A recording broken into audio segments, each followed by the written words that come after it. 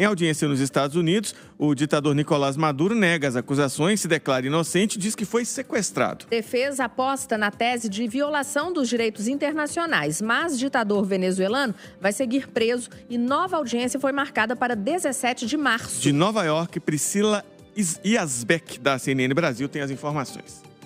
Na primeira aparição de Nicolás Maduro e sua esposa, Cília Flores, perante a justiça americana, ambos disseram que são inocentes dos 4 crimes pelos quais são acusados pelo governo americano de conspiração para o narcoterrorismo, tráfico de cocaína para os Estados Unidos, porte de armas e conspiração para o porte de armas. E Maduro disse que é uma pessoa decente e disse que foi sequestrado na sua casa em Caracas, na Venezuela, o que deve ser a principal linha de defesa dos seus advogados durante o processo, que devem usar um argumento parecido com o que usou Manuel Noriega, o ex-ditador panamenho, quando foi preso pelos Estados Unidos no país, no Panamá. Então, Nicolás Maduro e os seus advogados devem falar sobre uma abdução militar, foi esse o termo usado pelo seu advogado, e dizer que essa prisão em um outro país de um líder de uma nação é algo ilegal e que viola o direito internacional. Essa deve ser a principal tese da defesa. Uma próxima audiência foi marcada por dia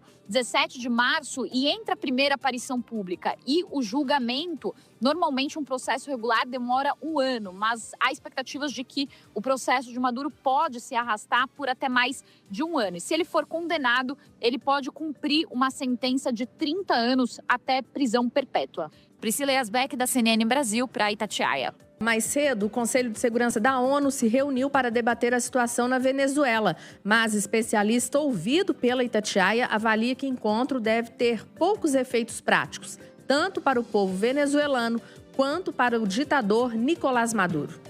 Os Estados Unidos justificaram a operação que prendeu o presidente venezuelano no último sábado, chamando Maduro de narcotraficante e fugitivo da justiça. Já a Rússia e a China condenaram a ação, assim como o Brasil. O embaixador brasileiro na ONU disse que não é possível aceitar o argumento de que os fins justificam os meios, em referência à queda de Maduro por meio dessa operação americana. Mas em meio a essas declarações políticas, na prática, a reunião não deve mudar em nada a situação atual na Venezuela, na análise do mestre e doutorando em Relações Internacionais, Wilson Mendonça. Não há uma grande expectativa de uma mudança no regime político venezuelano com base nessa reunião. Podemos dizer que ela é estritamente protocolar, levando-se em conta que os Estados Unidos têm um poder de veto nesse Conselho de Segurança. Então, não faria nenhum sentido aqui a gente ter nenhuma deliberação que seja mais expressiva em relação à mudança desse status quo na Venezuela hoje. A opressão do povo da Venezuela, pelo menos nesse momento, ela tende a se manter. Haja vista que o próprio chavismo,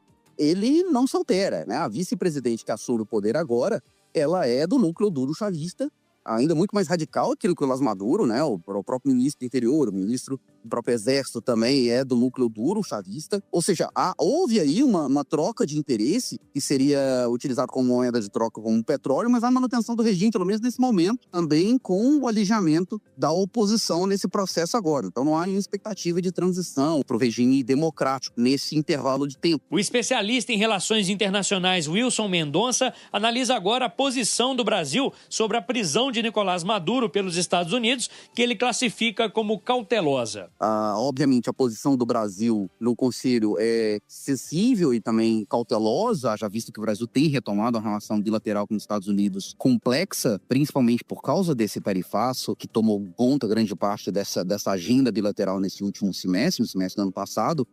Mas, de qualquer maneira, o Brasil também não pode se omitir, já que ele é um líder natural da região. E, sim, o direito internacional é o que nós temos para nos salvaguardar de qualquer tipo de intervenção que extrapole aí o que está pactuado na Carta da ONU, né? O respeito à soberania. Repórter Felipe Quintela.